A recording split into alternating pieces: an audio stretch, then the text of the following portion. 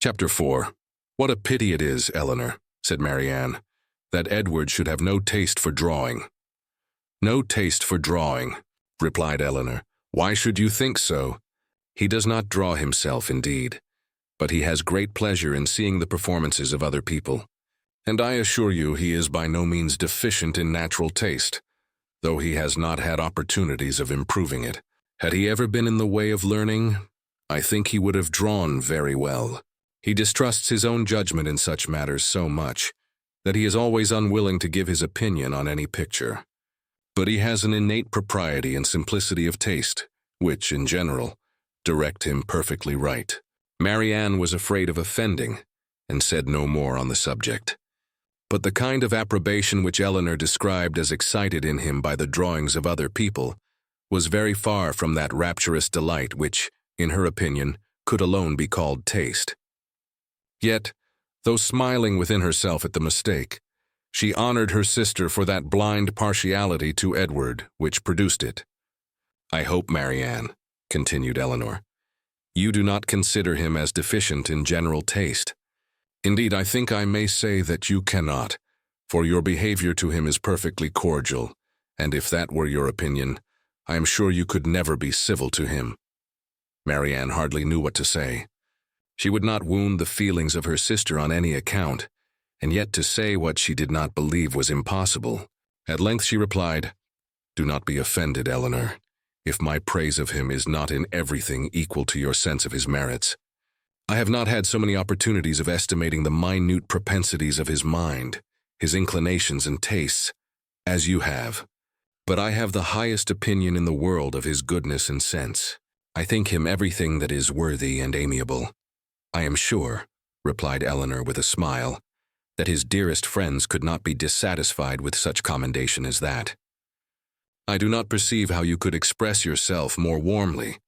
Marianne was rejoiced to find her sister so easily pleased. Of his sense and his goodness, continued Eleanor, no one can, I think, be in doubt who has seen him often enough to engage him in unreserved conversation. The excellence of his understanding and his principles can be concealed only by that shyness, which too often keeps him silent. You know enough of him to do justice to his solid worth, but of his minuter propensities, as you call them, you have, from peculiar circumstances, been kept more ignorant than myself. He and I have been at times thrown a good deal together, while you have been wholly engrossed on the most affectionate principle by my mother. I have seen a great deal of him, have studied his sentiments and heard his opinion on subjects of literature and taste. And upon the whole, I venture to pronounce that his mind is well informed, his enjoyment of books exceedingly great, his imagination lively, his observations just and correct, and his taste delicate and pure. His abilities in every respect improve as much upon acquaintance as his manners in person. At first sight, his address is certainly not striking, and his person can hardly be called handsome, till the expression of his eyes, which are uncommonly good, and the general sweetness of his countenance, is perceived. At present I know him so well that I think him really handsome, or at least almost so. What say you, Marianne? I shall very soon think him handsome, Eleanor, if I do not now. When you tell me to love him as a brother, I shall no more see imperfection in his face than I now do in his heart. Eleanor started at this declaration, and was sorry for the warmth she had been betrayed into in speaking of him. She felt that Edward stood very high in her opinion. She believed the regard to be mutual, but she required greater certainty of it to make Marianne's conviction of their attachment agreeable to her. She knew that what Marianne and her mother conjectured one moment, they believed the next, that with them to wish was to hope, and to hope was to expect. She tried to explain the real state of the case to her sister. Do not attempt to deny, said she, that I think very highly of him, that I greatly esteem, that I like him. Marianne here burst forth with indignation. Esteem him? Like him, cold-hearted Eleanor. Oh, worse than cold-hearted, ashamed of being otherwise. Use those words again, and I will leave the room this moment. Eleanor could not help laughing. Excuse me, said she, and be assured that I meant no offense to you by speaking in so quiet a way of my own feelings. Believe them to be stronger than I have declared. Believe them, in short, to be such as his merit, and the suspicion, the hope of his affection for me may warrant, without imprudence or folly. But further than this you must not believe. I am by no means assured of his regard for me. There are moments when the extent of it seems doubtful. Until his sentiments are fully known, you cannot wonder at my wishing to avoid any encouragement of my own partiality by believing or calling it more than it is. In my heart, I feel little, scarcely any doubt of his preference. But there are other points to be considered besides his inclination. He is very far from being independent. What his mother really is, we cannot know. But from Fanny's occasional mention of her conduct and opinions, we have never been disposed to think her amiable. And I am very much mistaken if Edward is not himself aware that there would be many difficulties in his way. If he were to wish to marry a woman who had not either a great fortune or high rank. Marianne was astonished to find how much the imagination of her mother and herself had outstripped the truth. "And you really are not engaged to him," said she. "Yet it certainly soon will happen. But two advantages will proceed from this delay. Shall not lose you so soon.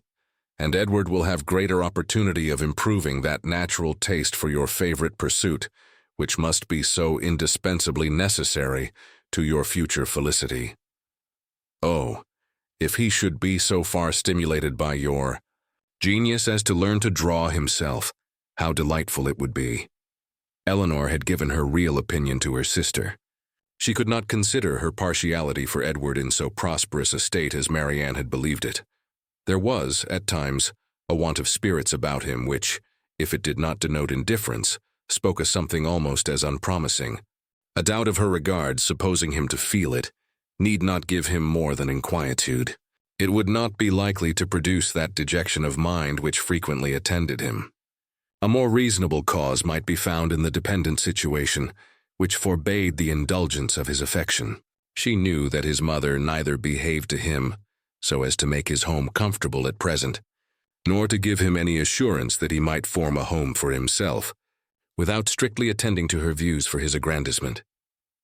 With such a knowledge as this, it was impossible for Eleanor to feel easy on the subject. She was far from depending on that result of his preference of her, which her mother and sisters still considered as certain. Nay, the longer they were together, the more doubtful seemed the nature of his regard, and sometimes, for a few painful minutes, she believed it to be no more than friendship. But whatever might really be its limits, it was enough when perceived by his sister to make her uneasy, and at the same time, which was still more common, to make her uncivil. She took the first opportunity of affronting her mother-in-law on the occasion, talking to her so expressively of her brother's great expectations, of Mrs. Farrar's resolution that both her sons should marry well, and of the danger attending any young woman who attempted to draw him in, that Mrs. Dashwood could neither pretend to be unconscious nor endeavor to be calm.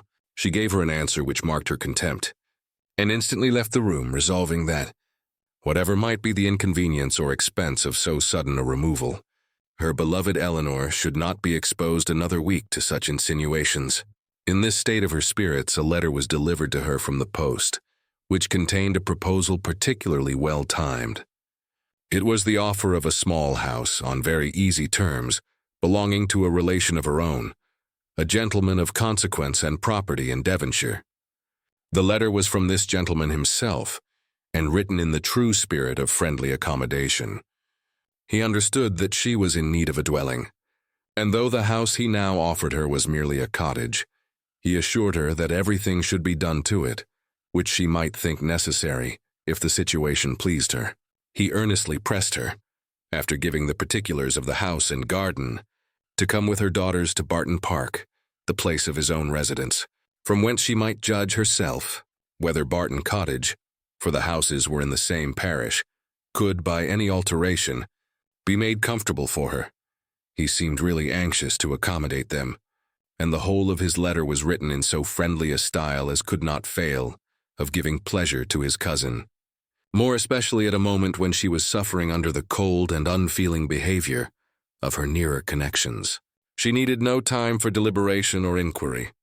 Her resolution was formed as she read, "The situation of Barton, in a county so far distant from Sussex as Devonshire, which, but a few hours before, would have been a sufficient objection to outweigh every possible advantage belonging to the place, was now its first recommendation.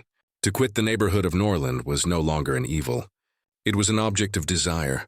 It was a blessing, in comparison of the misery of continuing her daughter-in-law's guest, and to remove forever from that beloved place would be less painful than to inhabit or visit it while such a woman was its mistress.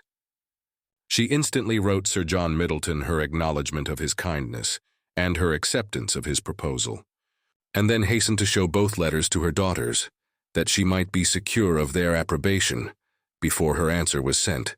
Eleanor had always thought it would be more prudent for them to settle at some distance from Norland than immediately amongst their present acquaintance.